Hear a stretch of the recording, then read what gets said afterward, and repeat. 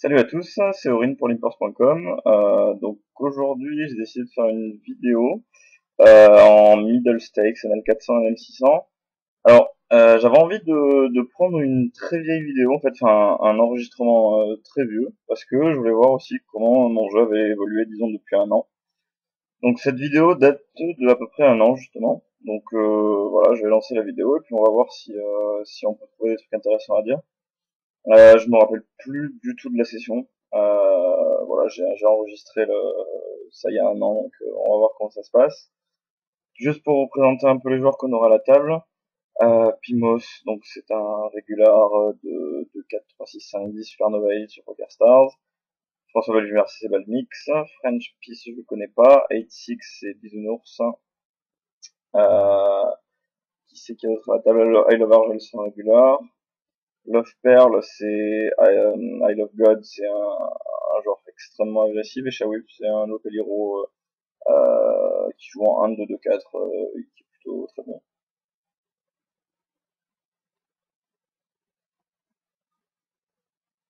Donc si on a déjà une décision, on peut call, on peut 3 bêtes. Je pense que vu que c'est suité, ça va quand même très très bien se jouer en position. On n'a pas vraiment de risque que Pimos va coller les 3 bêtes avec moins bien, donc par exemple une main comme As-Valet, donc je pense que le call par défaut est bien meilleur.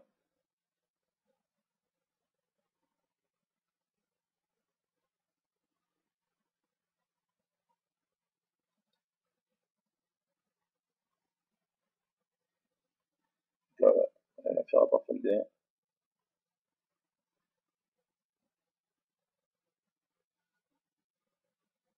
Alors ici, on a raisé UTG, c'est défendu par la Big Blind. Globalement, qu'est-ce qu'on peut dire sur ce genre de situation qui arrive assez fréquemment? euh, la range en général de Big Blind, elle est composée très très très souvent de pocket pairs et de mains du type As-Dame, As-Valet suité.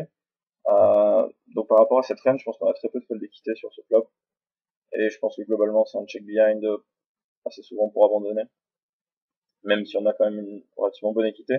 Ce serait différent si c'était un board du type 10-4-2 avec un cœur, parce que déjà on a deux over, la fold draw, ça on l'a toujours, mais on a beaucoup plus de fold d'équité au flop. On sait que sur plusieurs barrels, on va pouvoir faire folder des mains du type paire de 8. Voilà, tandis qu'ici en fait on tombe beaucoup plus souvent sur deux paires, brelan, straight, 7, etc. Donc c'est un peu plus délicat, je pense que le check behind est recommandé ici.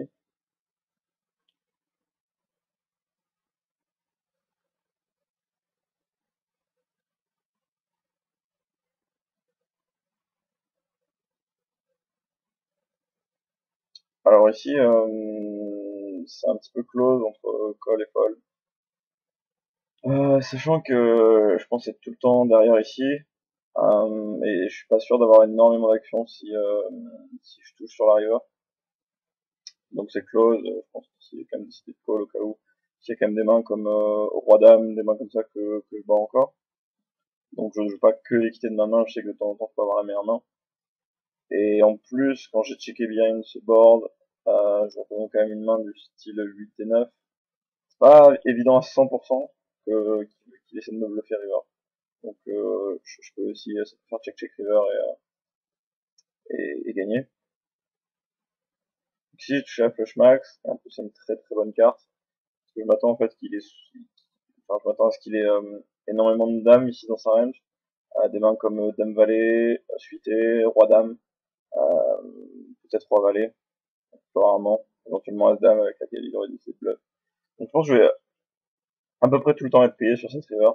Donc autant faire un gros sizing, là je fais 48, je pense qu'on peut monter jusqu'à 56. Je pense qu'on est très très très souvent payé ici. A contrario, si on avait une main du type, bon ici on n'a pas des tonnes de bluffs, mais si on avait une main du style 6 et 7, qu'on sait très souvent derrière, pour autant je pense pas qu'il faille la tourner en bluff, parce on a vraiment peu de fold d'équité.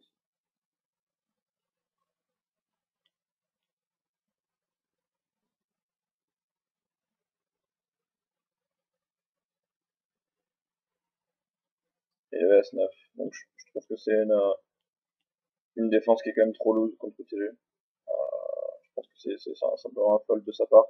Préflop, ça peut aussi être intéressant de sa part de 3 bêtes préflop, parce que bon bah il sait que j'ai une range UTG qui est certes forte, mais il y a quand même des bluffs dans ma range.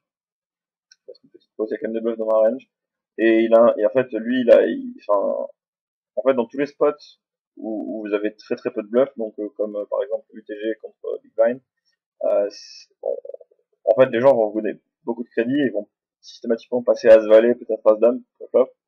Donc je pense que c'est un très très bon bluff de 3 bêtes ici, et ça vous donne plus d'action quand vous avez des premiums. Et en plus on a un bloqueur avec l'As, même si on est call, on a une main qui a quand même une équité contre une main par exemple comme les 10 ou les valets. Donc je pense que c'est un très très bon spot ici de 3 bêtes bluff. Ici particulièrement avec sa main en particulier. Ici j'ai ouvert Roi 4-8 et je suis call par les deux blindes. Le board vient très connecté, j'ai aucune équité. Je pense qu'il faut tout simplement folder même s'il n'y avait pas eu un donc bête de l'off pair, il faut abandonner directement.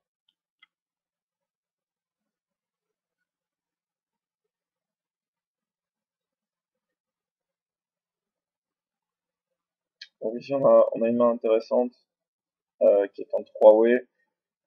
French Piece qui raise un bet et un call. Ici, c'est une situation qu'on voit de temps en temps. Je pense que quand on est à la place par exemple, de Turbo One, il faut pas se lever ici. Je pense que French Piece représente vraiment que les nuts. Enfin, en gros, il a une main qui est comprise entre un 7, je pense que c'est le minimum, straight 8-7 ou straight 3 dames. Je pense que dans ces cas-là, on voit jamais de semi-bluff, jamais de bluff ici. Enfin, c'est très très rare. Ça peut être d'ailleurs un bluff intéressant si on est deep avec une main comme, je sais pas moi, si on a raisé roi 4 de trèfle, ça peut être intéressant. Donc ici, Pimos, il chauffe par-dessus alors qu'il y a un call, donc Pimos a absolument tout le temps les nuts ici.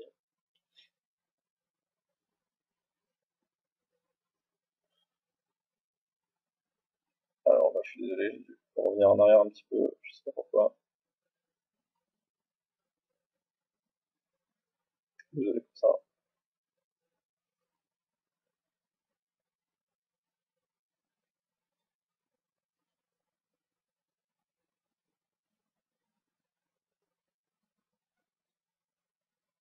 Donc, comme je disais, en fait, dans ces configurations, faut pas se lever, il y a très très peu de bluff et très très souvent les nuts.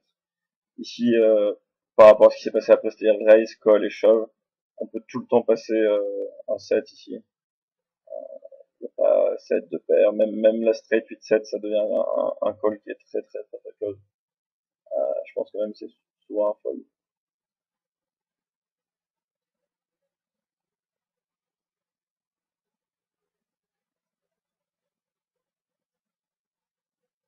Alors, pourquoi ça bloque? Je vais essayer d'accélérer un petit peu. Voilà.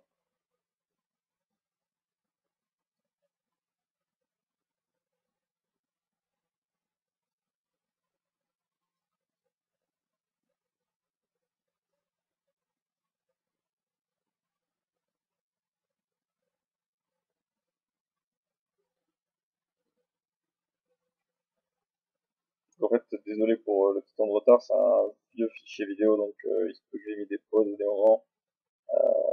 Et voilà, c'est un peu des choses que je contrôle pas. J'espère que ça va pas trop se produire pendant la vidéo.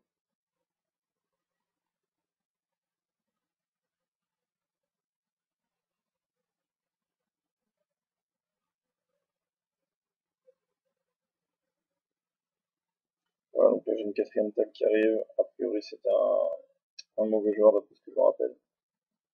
J'avais mis une pastille verte en fait. Donc nous avons deux paires pour Pimos. Donc ça pour moi c'est son stack-off est terrible. Et c'est vraiment vraiment vraiment horrible de stack-off ici. C'est une énorme erreur, il aurait dû snap fold sa main dès que French Peace a raisé. Turbo One, son call est pas terrible non plus, mais en fait quand les deux ont collé, quand ça fait une gasquet 2 straight, il peut essayer de faire full, mais bon, là je pense que c'est vraiment une énorme erreur de la part de Pimos ici.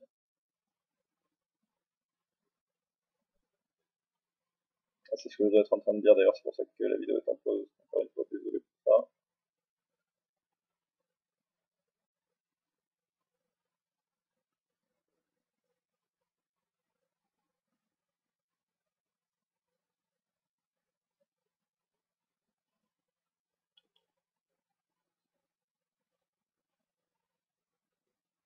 Donc Roi 8 suitait ici à l'époque. C'est assez standard pour moi d'open, je pense que c'est quand même une grosse erreur ici parce qu'on a un régulaire au bouton, on a deux bons règles dans les blindes. Je pense que c'est tout simplement un fold flop. Ce serait différent s'il y avait au moins un fiche dans les blindes et un régulaire mauvais au bouton, mais là c'est beaucoup trop loose.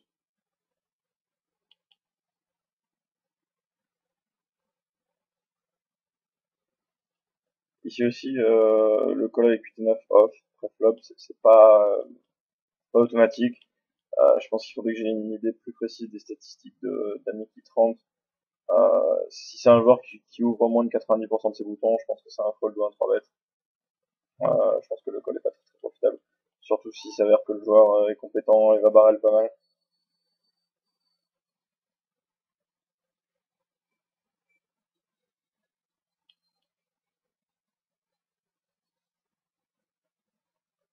Donc la perle qui a des statistiques marrantes, qui joue 91, 82.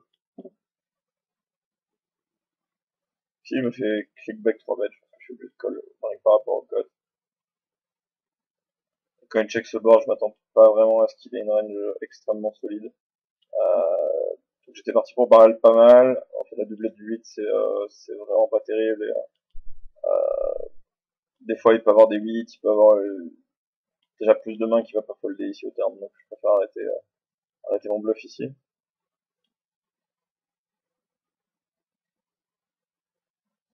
Alors, il y a plusieurs choses à dire. Ça fait deux fois que l'off perd les donc. Donc ici, c'est un extrêmement bon spot pour raiser. Je l'aurais pas fait en bluff parce que je m'attends à ce que quand il donc deux fois, la deuxième fois, il y a plutôt une main qui a envie de continuer. Euh, S'il y avait un flush draw, je me serais attendu à ce qu'il fasse un bet 3 bet avec un flush draw par exemple. Ici, je m'attends à ce qu'il ait une main assez solide, donc je vais raiser directement et go broke avec ma main. Et ici, je pense que c'est un fold. Je pense pas qu'il ait check call avec une main comme, disons, valet dame pour bluffer plus tard. Je pense que c'est un peu trop avancé, donc je pense que c'est tout simplement un fold ici.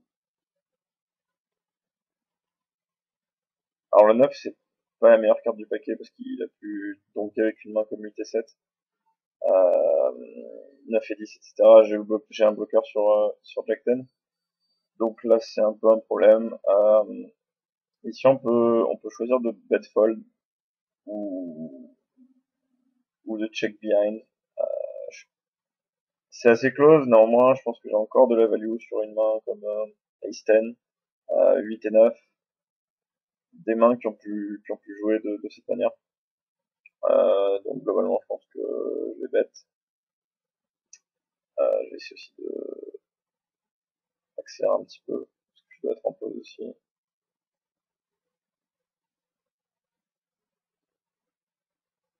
Voilà.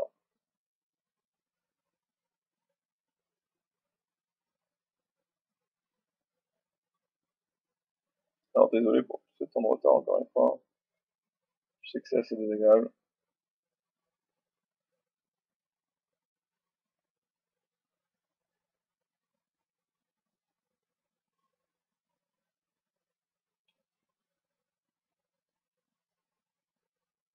Voilà, donc j'ai essayé de bet 88 au turn et il a foldé. Bad mix qui ouvre son bouton, j'ai un 3 de standard avec As-Roi, Galéine.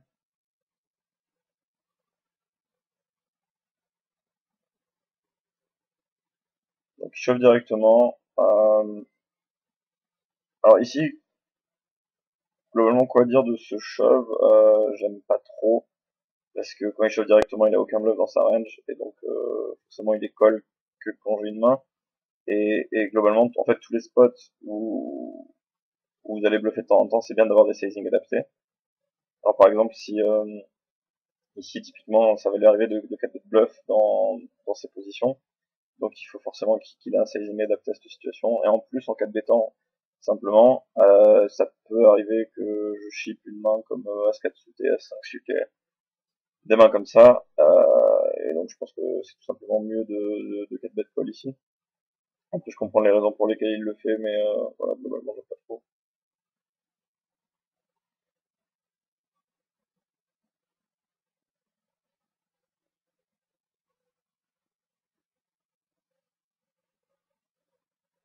Désolé encore cette pause. Hop, je prends des pieds.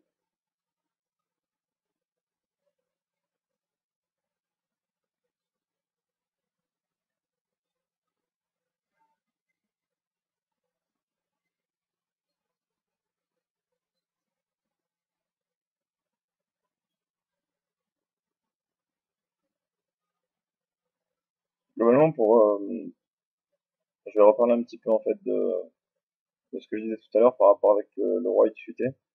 Je pense que, bon, on parle tout le temps de bon hunting, de table sélection, etc. Je pense que c'est aussi important de table select à table. C'est-à-dire qu'en fait, on va beaucoup plus tenter de, bon, ça c'est un truc assez standard, mais de jouer beaucoup plus de mains contre les mauvais joueurs et beaucoup moins de mains contre les excellents joueurs. Donc comment ça peut se retransmettre en fait à table? C'est tout simplement qu'en fait il faut raiser beaucoup moins de mains. Par exemple ici au bouton et au cutoff, il va falloir raiser beaucoup moins de mains quand il y a ces deux régulars qui sont bons dans les blindes.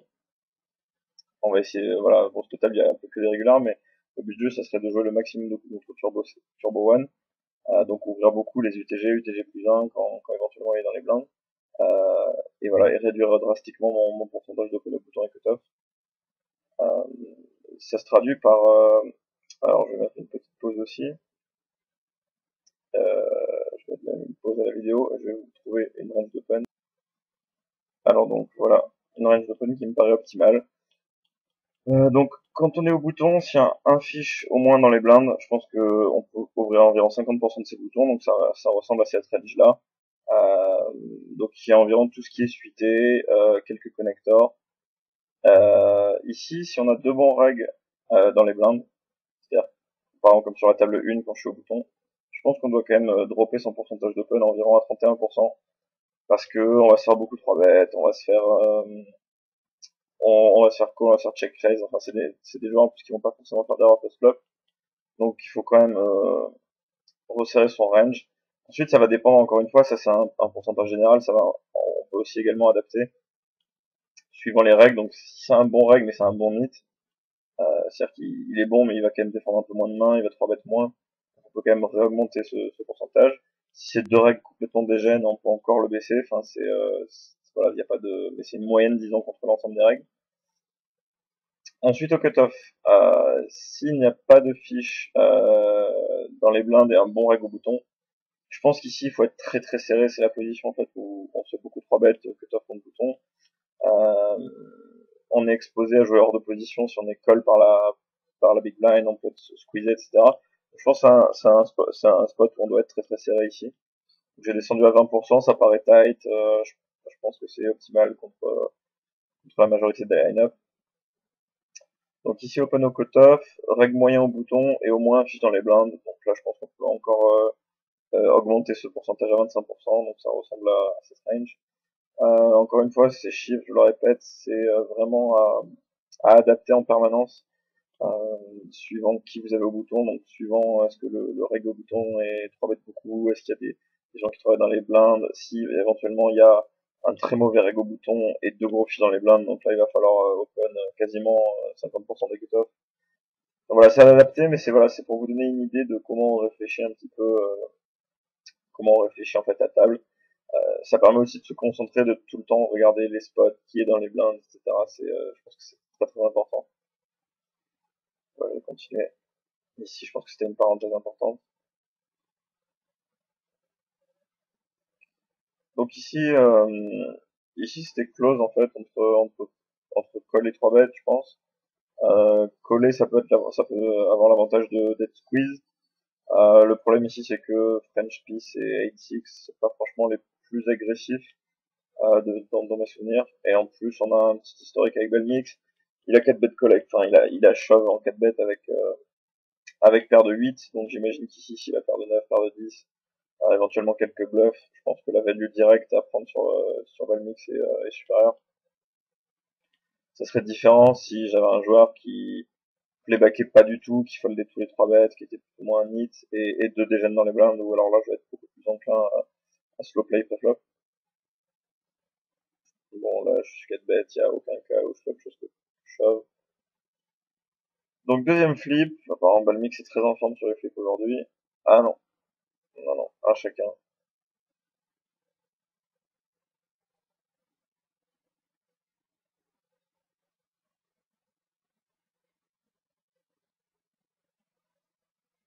Si j'ai ouvert ma small blind avec Valet 9 off, euh, il y a un leak que je vois souvent en fait chez beaucoup de joueurs de middle et high stakes, c'est que les gens sont Alors, soit beaucoup trop tight, soit beaucoup trop loose dans son blind. C'est vraiment une particularité qui ressort assez souvent. Donc moi, ce que je recommande, c'est d'être quand même assez serré, moi, en small blind. Je pense qu'une range d'open de 20% est à peu près optimale. Toutes les mains comme valet 9 off, je les trouve vraiment, bon, c'est 100% un fold contre un régular. Et suivant comment le fiche est, ça va être soit un open, soit un fold. Globalement, qu'est-ce que je regarde quand je vais jouer contre un fiche, que ce soit un iso-raise en position ou une attaque en small blind? J'ai regardé le c-bet et fold to c-bet, enfin surtout le fold to c-bet du fiche. Est-ce que c'est un fiche passif qui a genre 0,8 d'aggro et qui fold 70% des c-bets? Dans ce cas-là, je vais l'iso-raise avec absolument quasiment any-two. Et plus le fiche est un fiche qui va check min raise, float, etc., plus je vais dropper mon pourcentage de fun. C'est pas parce qu'un joueur est un fiche qu'il faut jouer 100% des coups contre lui, il y a juste des fiches contre lesquelles c'est pas profitable. Donc c'est à vous de voir et jeter un coup d'œil aux stats et aux quelques mains que vous avez sur le fiche pour prendre votre décision. Ici je suis raisé, j'ai aucune équité, ça pas de folle. Ici je décide de défendre As-2 offsuit contre un open de François. Ici je pense que c'est définitivement trop loose. Je pense qu'ici c'est un fold, voire un 3-bet parce qu'on a un bloqueur. Mais on a vu que François donc allait go broke très light contre nous, donc si go broke avec paire de 8, il va souvent go broke avec As-Valet, voire As-Dame, enfin As-Dame, voire As-Valet. Donc je pense que le 3-bet n'était pas profitable ici, il fallait juste fold.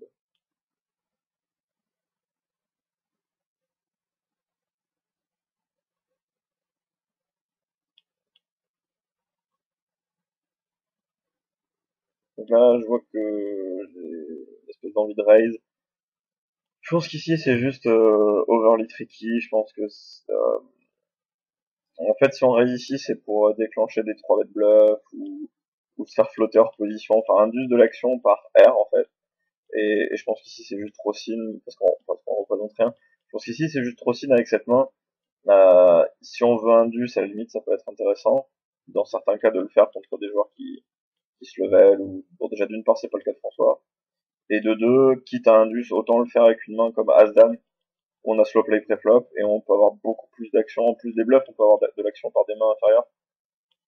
Mais ici avec As-2, en fait si on est 3 bêtes, bah, c'est exactement ce qu'on voulait, mais bon, souvent en fait au final on va se level et on va être crush par une meilleure main. Donc juste, je pense que là c'était juste du fancy play syndrome à l'époque et fallait tout simplement fold des pré-flop et just call flop. Donc ici on voit des joueurs je fais une petite parenthèse en fait, qui 2x ou 2x et demi de bouton, ou 3x suivant les cas. Je pense que il faut pas avoir de standard, c'est-à-dire qu'il faut pas tout le temps faire min ou tout le temps faire 3 BB. On peut avoir une valeur par défaut, c'est-à-dire que par défaut on peut aimer faire 2,5 ou 2. Mais je pense que si on a des gens par exemple comme Love Pearl dans les blindes, euh, ou des fiches qui collent, voilà, qui ont un VIP supérieur à 50%, bah je pense qu'il faut revenir enfin il faut open moins de boutons et tout simplement ouvrir plus cher. Donc ici, en fait, François a collé. Ici, c'est la doublette de l'As. Donc, en fait, ici, il faut voir par rapport à l'ensemble de ma range. J'essaie de représenter un bluff, en fait. Donc, si j'étais en bluff au flop, avec une main qui n'a aucune équité, comme genre, je sais pas moi, 5 et 6 de carreau, c'est une main avec laquelle j'aurais pu choisir de bluff raise en position. Je vais 100% arrêter mes bluffs, en fait, sur la doublette de l'As. Je vais plus jamais ever bluffer ici. Donc, en fait, par rapport à des histoires de merging, s'il check, je dois check behind. Et si j'ai réussi, comme je le pensais, à induire de l'action, il se pourrait qu'il ait float avec une main, par exemple comme Jack 10, et qu'il bet river, et dans ce cas-là, je récupère un bet river. Mais dans 100% des cas, c'est pas un bet. Après, je sais pas ce que j'ai fait à l'époque.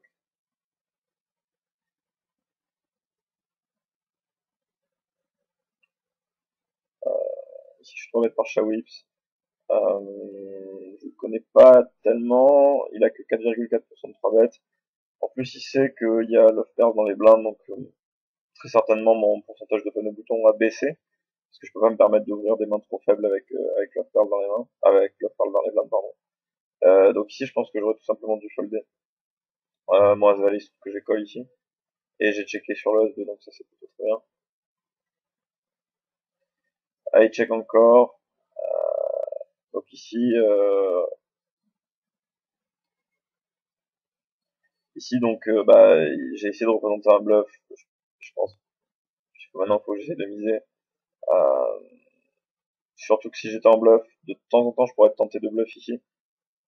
Parce qu'il peut avoir une range qui ressemble à 2-7, 2-8 et je peux être tenté de bluffer ici.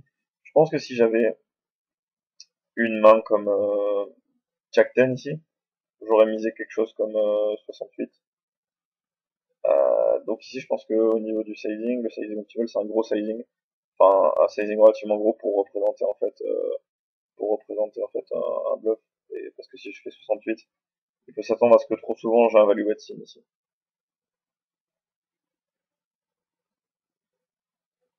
Ici doublette du 6, il check, et je décide de check behind. Enfin j'ai très très peu de bluff quand si je bet à la turn. Et je pense pas qu'il aille hero call ici avec deux rois ou deux dames, donc j'essaie de représenter une range un peu plus weak qui ressemblerait à 2-10 par exemple. Avec peut-être l'espoir de temps en temps qui bluff ou qui décide de value shove ace, main comme ace 10 à l'arrière. Donc j'ai décidé ici de faire un sizing 123 qui me paraît ok. Ici j'ai décidé de, je crois, je regarde un peu derrière, mais je crois que c'est open de high love argel, call, check check flop. Je pense qu'une fois qu'il check hors position ici, je pense que j'aurais dû partir sur un 3 barrel, parce qu'il a jamais une, il y a très très rarement une main qui peut continuer ici. Donc je pense que dans ces spots là il faut être vraiment très aggro. Et ici quand Shawip shove, euh, alors il y a plusieurs choses à dire en fait ici. La première chose à dire c'est qu'en fait j'aurais dû fold flop parce que je pense que je suis derrière sa range. Mais si j'ai donc ici c'est un, par rapport à ça je pense que c'est un fold. Maintenant si voilà, si on est dans la dynamique que je pensais, donc une dynamique de heads up, quand je check behind, il peut être tenté de value bet sin, comme ça a été le cas ici en fait, il a shove de dame pour value, mais je m'attends à ce qu'il shove ace 10 et absolument tous ces assises. Donc si j'étais dans une dynamique en fait où j'avais collé pré-flop en pensant avoir la meilleure main, j'ai un snap à la river. Maintenant rétrospectivement, je peux penser que c'est un fold ici par rapport à ce que j'ai dit précédemment. Mais en fait, ça a été un peu un mix des deux. Mais voilà, je pense que si on est dans une, par exemple, un heads up, dans une dynamique voilà où je pense avoir la meilleure main et où j'ai trap à la turn, là, forcément j'ai un snap river. Ici, c'était pas évident. Mais bon, ça, faut garder en tête que voilà, quand on check ici avec As-Valet, c'est pour snapper toutes les rivers.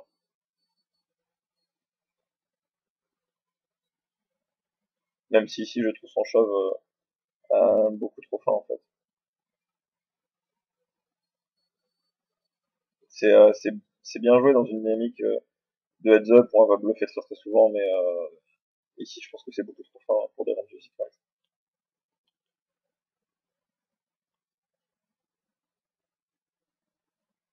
Et ici, je pense que j'ai une value bet avec As-Valet.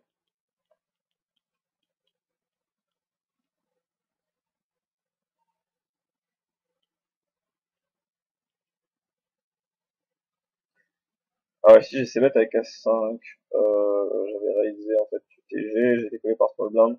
Ici c'est un peu la même chose, on va souvent avoir des ranges qui sont composés de As-Valet, plein de paires, etc. Donc je pense qu'on doit directement give up la turn.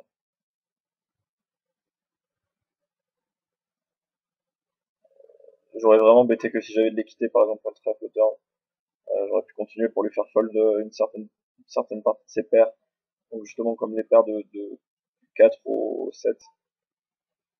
Mais sans équité, ça je vais vraiment jamais bluffer ici. En fait, j'ai une petite parenthèse sur ça aussi, c'est que globalement, quand vous bluffez, enfin quand vous semi-bluffez en tout cas, il faut que votre équité compense en fait votre fold d'équité directe. Donc par exemple, quand vous faites un c-bet sur 18-2 avec un flush draw, si la turn est un as par exemple, vous avez une fold d'équité directe parce qu'il y a beaucoup de mains qui sont des 8 et 7, des mauvais draws comme valet dame, des trucs comme ça. Qui peuvent faire le fold de la turn, donc vous avez une fold d'équité directe qui est importante, donc de temps en temps, barrel sans équité ou avec peu d'équité, c'est pas vraiment un problème. Par contre, quand vous CBT sur As-10-8 avec un flush draw et que le turn c'est la doublette du 8, bah, s'il a un As, il va jamais folder. S'il a un 8, il a bourrelant, etc. Donc votre fold équité direct est vraiment très inférieure. Et donc avec certains draws, il va falloir check back. Et il va falloir que notre pourcentage de pure bluff soit vraiment très très faible.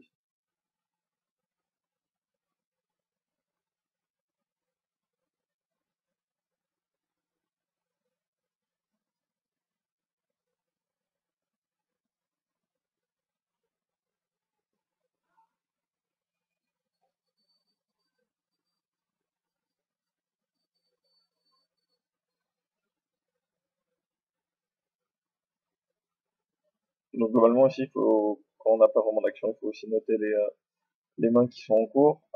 Ici par rapport à ce qu'on a vu, on a vu que Amity 30 et Calif 27, c'est deux joueurs qui broquaient très très très très light.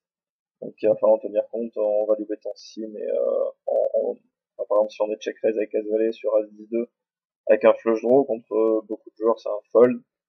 Ici c'est des joueurs qui peuvent go broke avec des as moins bons donc faut le garder en tête.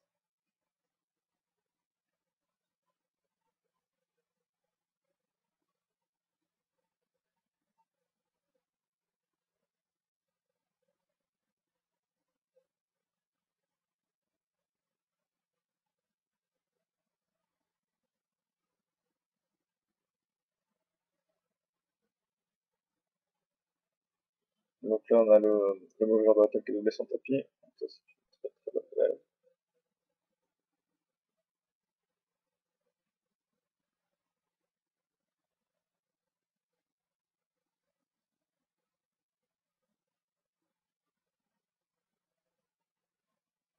Alors ici c'est pareil, je pense que j'ai un call pour flop.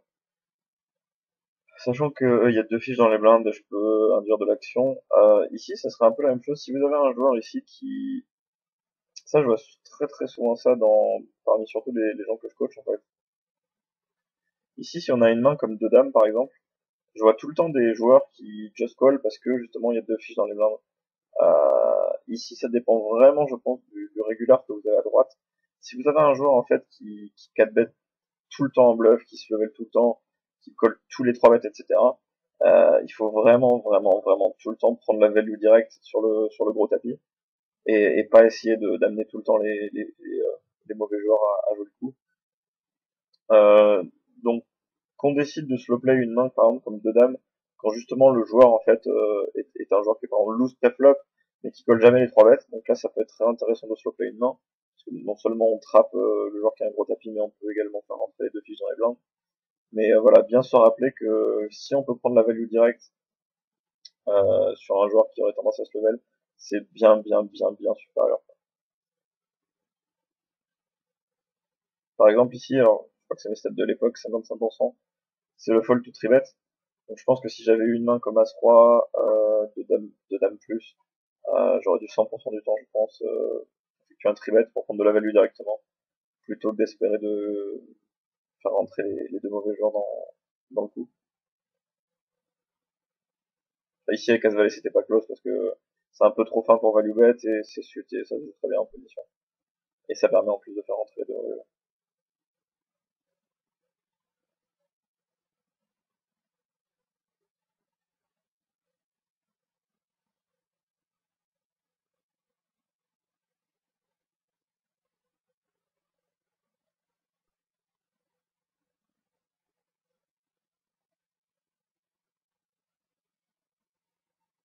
On parle également des ranges UTG. Bon, je préconise globalement d'être très serré UTG, UTG plus 1. Mais on peut quand même... par exemple, As-10, je pense que c'est une main qui est un fold 100%, As-10 off. Mais je pense que là aussi, si on a deux fiches dans les blindes, faut s'adapter et raiser beaucoup plus de UTG. Et à contrario, il faut garder un peu à l'esprit la dynamique de la table. Et si on sait qu'un joueur est intelligent et va lousifier son UTG en fait quand il y a deux fiches dans les blindes, c'est intéressant pour nous par exemple d'effectuer des 3 bet light, UTG plus 1 ou au bouton ou au cutoff. Pour ça je recommande des mains comme par exemple des mains de As6 à As9 suité.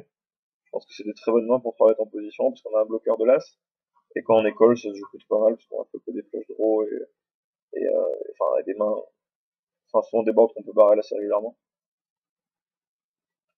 Alors ici je me fais call 4 bêtes, c'est un joueur qui a été 14-8 très sérieux depuis le début. Donc ici je m'attends globalement à ce que sa range soit très très très très forte. Pour autant j'ai 80 € à mettre avec des stacks effectifs de 1200 €. Si je considère que sa range doit être globalement composée des As exclusivement, puisqu'en gros moi j'ai pas beaucoup de mains, mais il joue 14-8, il a jamais 3 bêtes, il a jamais 4 bêtes.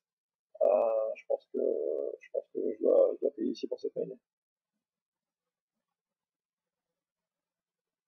Ça serait très différent si c'était un joueur beaucoup plus aggro, où je sais qu'en fait même quand je touche un 7, je vais pas forcément lui prendre son tapis. Mais ici je suis assez confiant sur le fait que si je touche un 8, je vais avoir de l'action contre les As ou les rois. J'accélère un peu, voilà. Alors ici c'est le board à la fois que je voulais pas forcément voir. C'est un board en fait où je peux pas vraiment fold le flop étant donné que j'ai une équité énorme, puisque je joue les 5, les 10 et les 8. Il check. Alors ça c'est très spécial, je m'attendais pas du tout à ce qu'il check ici. Euh, du coup moi j'ai un check behind, je pense qu'il y a aucun intérêt de bêter, je pense pas du tout qu'il a prévu de check call avec As-3 par exemple. Euh, et donc c'est pareil, je pense pas que j'ai de la value ici, c'est trop fin. Dans certains matchs de heads up en fait où voilà, j'ai vu des joueurs qui vont checker régulièrement avec As-7 ou 6-5 ou 7-8 ici. C'est une main que je peux value bet, mais dans ce spot en particulier, voilà, je suis très très très très content de prendre une carte gratuite.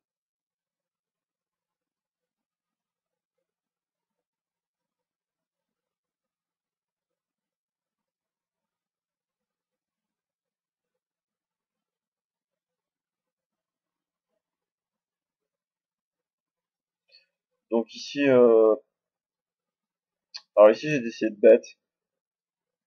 Je suis pas vraiment fan, c'est pas mauvais dans le sens où bah je fais un peu de protection, un peu de value contre une main par exemple comme As-4 Pique.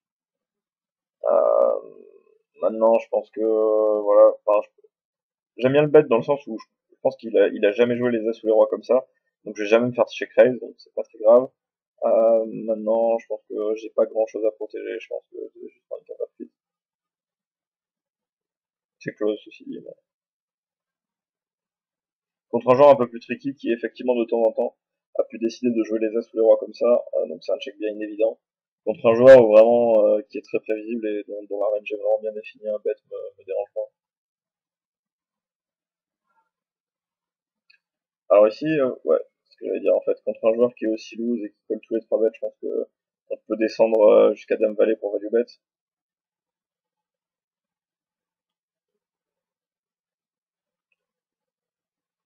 Ici c'est close entre un check fold et un c-bet. On a vu que c'est un joueur qui fold vraiment jamais, il a 0% de fold to c-bet.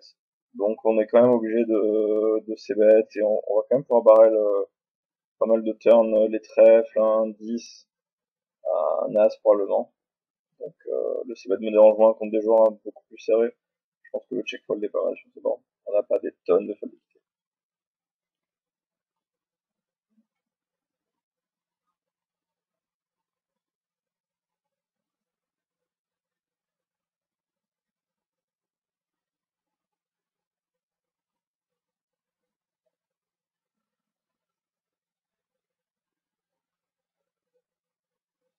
On dirait que je suis encore en pause là, donc je vais accélérer ici. Donc j'ai raisé roi dame, UTG, je suis call par le fiche au bouton et par François. Donc je flotte top pair, un c-bet obligatoire ici. Pour parler des sizing, en fait, ici je fais une toute petite parenthèse. Euh, En gros, je vois des joueurs ici qui font des sizing du style 28, par exemple.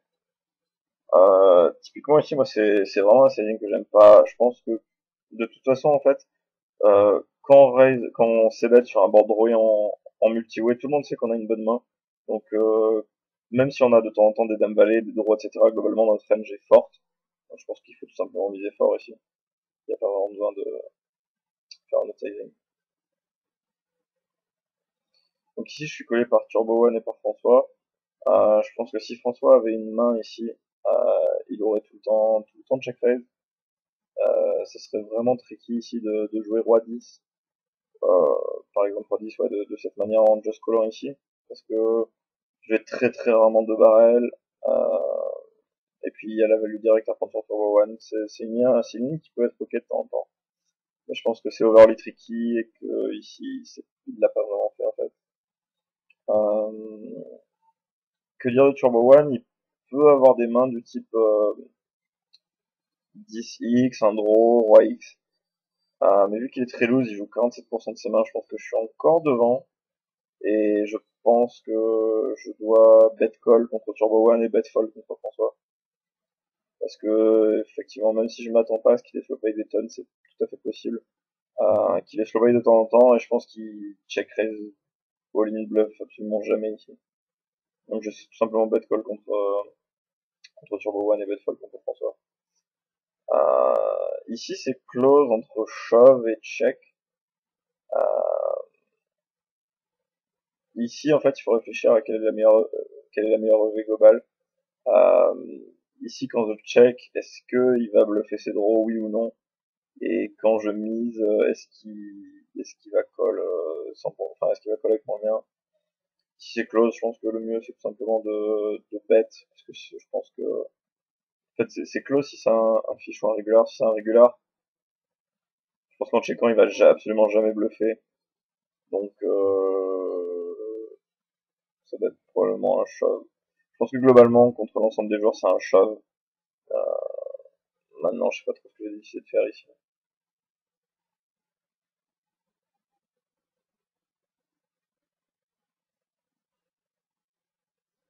Faut vraiment avoir le rythme que le joueur est en retard pour check coller ici.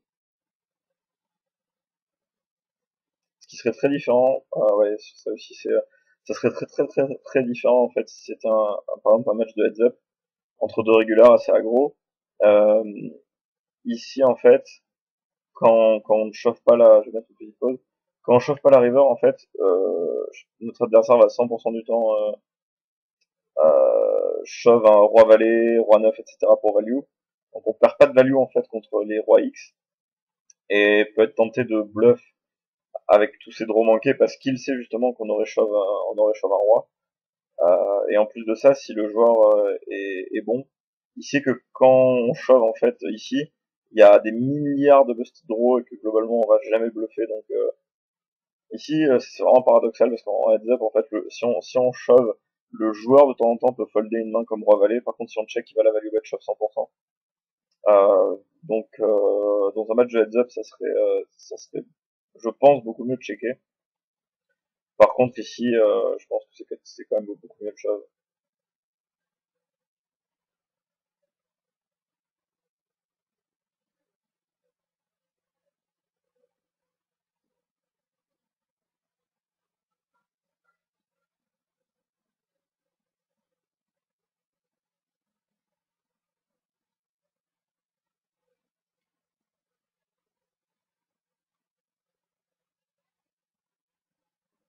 Donc, je fais un dernier tour de table et je vais arrêter la vidéo ici.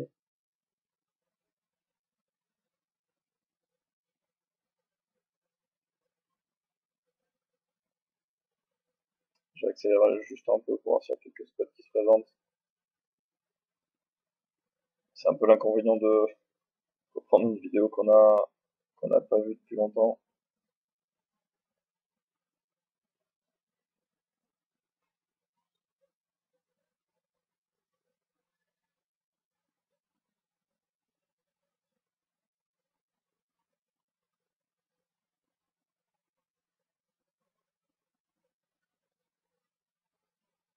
Alors ici, j'ai décidé de 3 bet 6 et 8 suite en position. Ici j'aime bien parce que c'est une main que j'ai envie de jouer contre le mauvais joueur en position, mais c'est pas une main que j'ai vraiment envie de call. Surtout qu'il y a l'off perle qui squeeze des montagnes ici dans les blindes.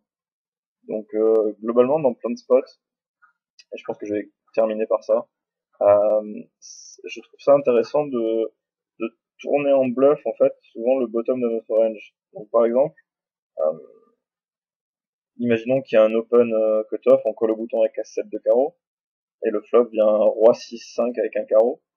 En fait, c'est la main la plus forte que je vais folder sur un c-bet ici. Si j'avais une main comme un gutshot, bah, je raiserais par exemple, je pense que je vais raiser 100% du temps. Si j'ai Et donc en fait, ça peut être intéressant de prendre le bottom de notre range ou le top de notre range de fold et de la transformer en range de bluff. Donc par exemple bluffer avec As-7 de carreau sur roi 6-8 par exemple avec un carreau, donc pour backdoor straight draw, overcard et backdoor flush draw. Et donc ici, si c'est 8, c'est un peu le top de la range des mains que je vais fold. Si j'avais 8 et 7, je collerais tout le temps ou 3 bettrais tout le temps. Et 8 et 6, j'ai plutôt envie de la fold. Donc de temps en temps, je tente ce genre de main en bluff.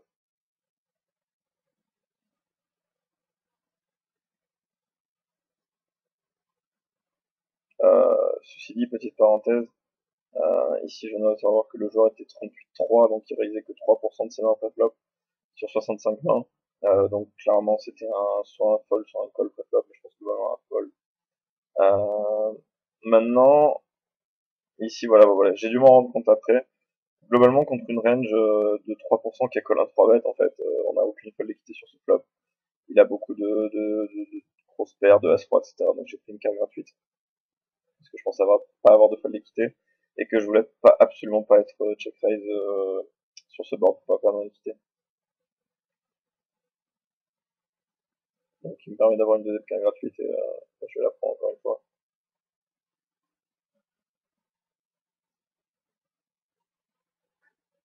Ça devait être une session où j'étais un peu distrait, sinon j'aurais jamais trop le flop ici. Donc ici, la river, je touche la flush, donc c'est une très bonne nouvelle. Ici, quel sizing adopter par rapport à ce qu'on a dit